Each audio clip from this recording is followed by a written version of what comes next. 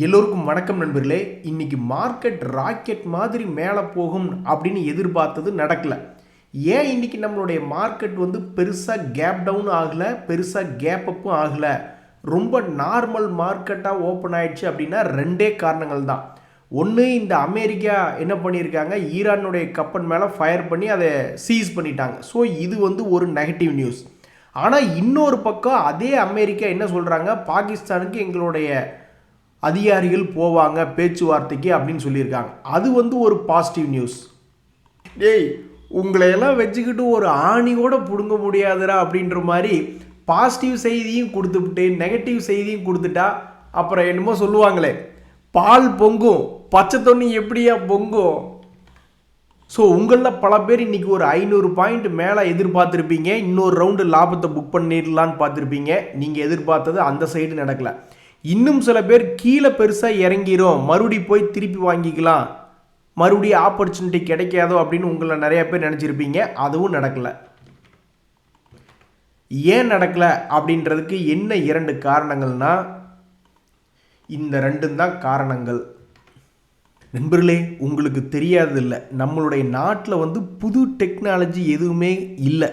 அதாவது artificial intelligence use பண்ணி பெரிய உலகமே வாயை பிளந்து பாராட்டும்படி ஏதாவது ஒரு ப்ராடக்ட் பண்ணி வச்சுருக்குமா அப்படின்னா எதுவும் இல்லை.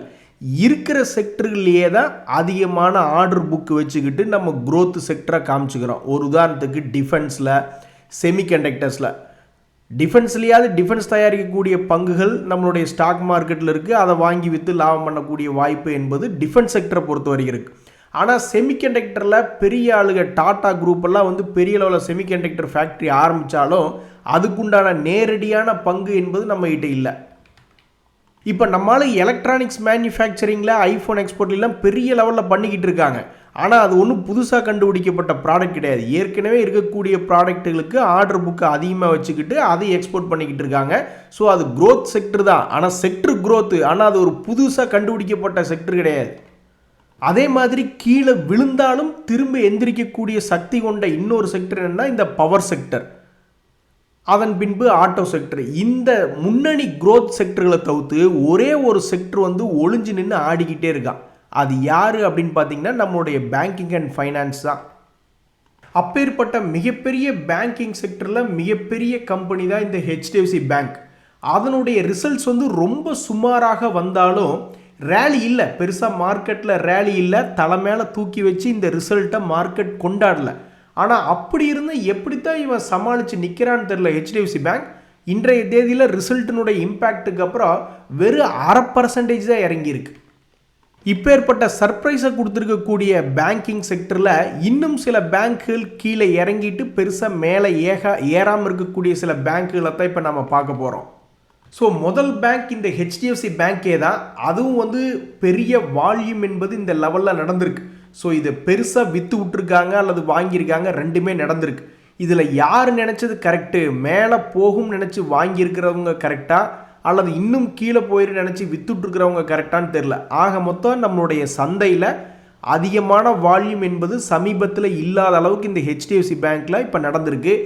இனி இவன் இங்கிருந்து மேலே போகிறானா அல்லது கீழே போகிறானா அப்படின்றது பொறுத்து தான் பார்க்கணும். அடுத்தது இந்த கோட்டக் மஹிந்திரா பேங்க்கினுடைய விலையுமே கிட்டத்தட்ட 52 வீக் லோவில் இருக்குது. ஆனால் இதில் இன்னும் பெருசாக வால்யூம் நடக்கலை. இதுக்கு முன்னாடி எப்போவோ ஜூலை மாதத்தில் ஒரு வால்யூம் என்பது அதிகமாக நடந்திருக்கு, அதுக்கப்புறம் மேலே போயிருக்கான். அதுக்கப்புறம் பார்த்தீங்கன்னா இப்போ சமீபத்தில் வால்யூம் அதிகமாக நடக்கலை, ஆனாலும் 52 வீக் லோவில் இருக்கான். இனி அடுத்தது இது என்ன செய்யும்? அதே மாதிரி மூணாவதாக பார்க்கக்கூடிய இந்த பேங்க் ஆஃப் பரோடா, அதனுடைய பழைய ஹையும் கிட்டத்தட்ட 320 ரூபா பக்கத்தில் இருக்குது, அது இன்னும் போய் சேரல. பஞ்சாப் நேஷனல் பேங்க்கினுடைய பழைய ஹையுமே ஒரு 130 இருக்குது, சமீபத்தில் வந்த ஹை. ஆனால் இப்போ 115 ரூபாயில் தான் வண்டி ஓட்டிக்கிட்டு இருக்கான். IDBI பேங்க்கினுடைய விலையுமே கடுமையான சரிவு, 110 ரூபாயில் இருந்தவன் சடார்னு இப்போ திரும்பி பார்க்கும்போது 75ல் சுற்றிக்கிட்டு இருக்குது. அடுத்து நம்ம பார்க்கக்கூடிய இந்த பேங்க் ஆஃப் இந்தியா அப்படின்ற பங்குமே தற்போதைக்கு பார்க்கும் பொழுது 150 ரூபாயில் இருக்குது, அதனுடைய பழைய ஹை 180. இந்த பங்கை பற்றி பேசும்போது மட்டும் ஒரு நண்பர் கண்டபடி கழுவி ஊற்றிக்கிட்டு இருப்பார். ஏன்னா ஹெவியாக பல்லாயிரக்கணக்கான குவான்டிட்டியில் எடுத்து வச்சிருக்கார். அது இப்போ வரைக்கும் அது ஏற மாட்டேங்குது. இந்தியன் ஓவர்சீஸ் பேங்க் அப்படின்ற பங்கு கடந்த 3 வருடமாகவே சரிவை மட்டும் சந்தித்து கொண்டு இருக்கக்கூடிய இந்த பங்கு இப்போ வரைக்கும் அதுக்கு ஒரு விட தெரியாமல் ஆடிக்கிட்டு இருக்கா. இப்படி இருக்கக்கூடிய இந்த இந்தியன் ஓவர்சீஸ் பேங்க் என்பது ஒரு வருஷத்தினுடைய லோல் இருக்குது. The last but not least அப்படின்ற மாதிரி இந்த இண்டஸ்இண்ட் பேங்க் அப்படின்ற பங்கினுடைய விலையும் தற்போது கொஞ்சம் ஓரளவுக்கு டெவலப் ஆகி வந்தான். 750 to 950 வந்தவன் மறுபடியும் இப்போ 850 சுற்றிக்கிட்டு இருக்கு. ஸோ நம்ம ஸ்டாக் மார்க்கெட்லேயே ஒரு அன்பீட்டபிள் செக்டர் அப்படின்னா பேங்கிங் அண்ட் ஃபைனான்ஸாக. அதில் முக்கியமான ஹெச்டிஎஃப்சி பேங்க் ரிசல்ட் கொடுத்ததுக்கப்புறமும் ஓரளவுக்கு சுமாரான ரிசல்ட் கொடுத்ததுக்கப்புறம் மார்க்கெட் அவனை பெருசாக கொண்டாடவும் இல்லை, கீழே போன பெருசாக செல்லிங்கும் இன்றைய தேதியை பொறுத்த வரைக்கும் வரல. இந்த நிலையில் எத்தனை பங்குகள் பேங்க்கில் முக்கியமான பங்குகள் கீழே இறங்கி லோ ப்ரைஸில் இருக்கக்கூடிய பங்குகள் அப்படின்ற செய்தி தான் நம்ம இப்போ பார்த்தோம். அதே மாதிரி பாட்டம்லேருந்து பவுன்ஸ் ஆன சில பங்குகள் அப்படின்ற தகவலில் இந்த அதானி என்டர்பிரைசஸ் அப்படின்றது வந்திருக்கு. அதாவது திடீர்னு இப்போ தான் சில நாட்களுக்கு முன்னாடி 1782 ரேஞ்சில் சுற்றிக்கிட்டு இருந்தான். எப்படி இப்படி ஒரு வி ஷேப்பில் ரெக்கவரி ஆனான்னு தெரில. இன்றைய தேதியை பொறுத்த வரைக்கும் மார்க்கெட்டில் 200 டேஸ் மூவிங் ஆவரேஜை தாண்டிய பங்குகள் அப்படின்ற ஒரு செய்தி எடுத்து பார்க்கும்போது இந்த அதானி என்டர்பிரைசஸ் அப்படின்றது வந்திருக்கு. இது ஒன்றும் அவனுக்கு புதுசு கிடையாது. பல முறை இந்த 200 டேஸ் மூவிங் ஆவரேஜ் தாண்டி மேலே போகிறதுக்கு ஒரு 10-20 முறை அட்டம்ப்ட் அடிச்சிருக்கான். எல்லாமே ஃபெயிலியர். அது போன வருஷம் அப்படின்ற மாதிரி இந்த அட்டம்ப்ட் ஃபெயிலியர் ஆனது எல்லாமே போன வருஷம். இப்போ இந்த 2026 ஒரே ஒரு முறை, அதுவும் இன்றைக்கி தான் அந்த 200 டேஸ் மூவிங் ஆவரேஜ் என்பதை தாண்டி இருக்கு. ஸோ இந்த வருஷத்தில் இதனுடைய அட்டம்ப்டுகள் மகிழ்ச்சியை கொடுக்குமா அல்லது கும்பாவா அப்படின்றது பொறுத்து இருந்து தான் பார்க்கணும். நேற்று ஒரு நண்பரை கோயம்புத்தூரில் சந்தித்து பேசிக்கிட்டு இருந்தேன். அவர் என்ன பண்ணுறாரு அப்படின்னா, எனக்கு வந்து ஸ்ட்ரெஸ் எல்லாம் எதுவும் கிடையாதுங்க, ஏதாவது கீழே விழுந்த பங்குகள் ஏதாவது 3 மந்த்ஸ்லோ 6 மந்த்ஸ்லோ அப்படின்னு யாராவது நியூஸ் வாசிக்கும் போது அதையெல்லாம் எடுத்து வச்சு பார்த்துக்கிட்டு இருப்பாங்க. ஏறிச்சுன்னா அதை லாபத்தை புக் பண்ணுவேன், இறங்குச்சுன்னா அப்புறம் வேறு பங்குகளை பார்க்க போயிடும் அப்படின்றார். அவருடைய சக்தி பற்றி அவருக்கே தெரில. ஆக்சுவலாக அவர் என்ன பண்ணியிருக்காருன்னா, அட்டம்ப்டுகளை இன்க்ரீஸ் பண்ணிக்கிட்டே இருக்கார். கீழே விழுந்த பங்குகளை பார்த்து பணத்தை போட்டுக்கிட்டே இருக்கார்.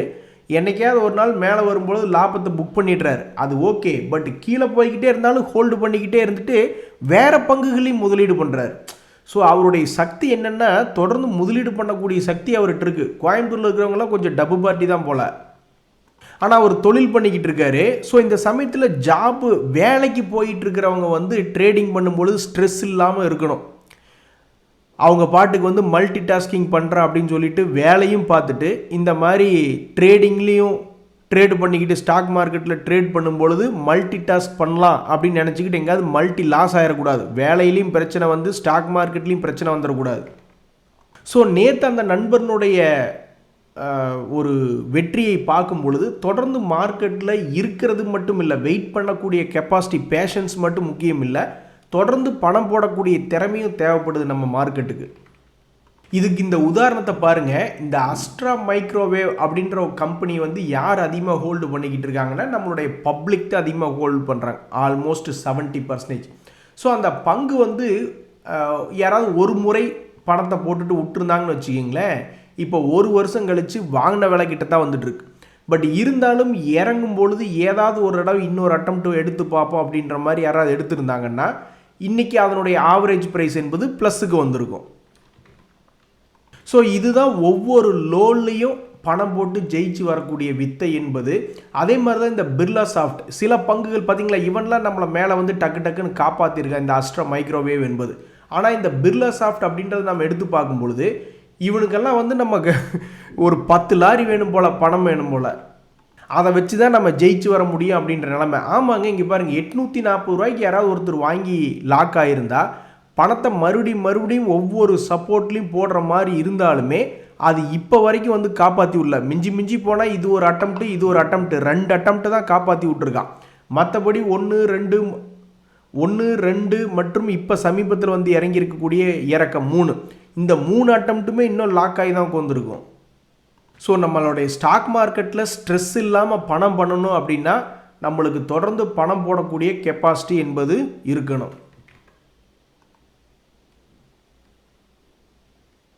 நண்பர்களே, கீழே கிடக்கக்கூடிய பங்குகளை கண்டுபிடிக்கிறது நம்மளுக்கு ஈஸி தான். யாராக இருந்தாலும் ஈஸியாக கண்டுபிடிச்சிடலாம். ஒரு உதாரணத்துக்கு இந்த JSW சிமெண்ட் அப்படின்ற பங்கு சமீபத்தில் கீழே வந்து விழுந்திருந்தது அப்படின்றது ஏப்ரல் மாதத்தினுடைய தொடக்கத்தில் கீழே விழுந்திருந்துன்று யார் வேணாலும் கண்டுபிடிக்கலாம்.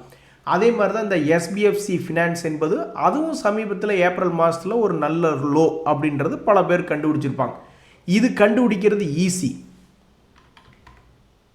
அதை யாரும் மிஸ்ஸும் பண்ண மாட்டாங்க. அதே மாதிரி தப்பு செய்யறதுக்கு இதில் எதுவும் வாய்ப்பு இல்லை. ஆனால் அந்த பங்குகள் தப்பு செஞ்சிடறான். என்ன பண்ணுறான்னா, அவன் லோ ரேட்டு போயிட்டான்றது நம்மளுக்கும் தெரியுது, அந்த பங்கினுடைய விலை இறங்கி போச்சு, அது உலகத்துக்கே தெரியுது. பட் இருந்தாலும் அவன் திரும்பி போகிறதுல தப்பு பண்ணிடுறான். இப்போ இந்த எஸ்பிஎஃப்சி ஃபினான்ஸ் என்பது இப்போ பாதி தூரம் வந்துடுச்சு. இனி இந்த இடத்துல யாருனால சொல்ல முடியும் இவன் தப்பே பண்ணாமல் மேலே போயிடுவான் அப்படின்றது யாருனால உறுதியாக மனசில் நினைக்க முடியும்? யாருனாலையுமே முடியாது. இது கரெக்டாக சென்டர் பாயிண்டில் வந்து நின்றுட்டு இனி மேலே போவானா அல்லது கீழே வருவானா யாருக்கும் தெரியாது.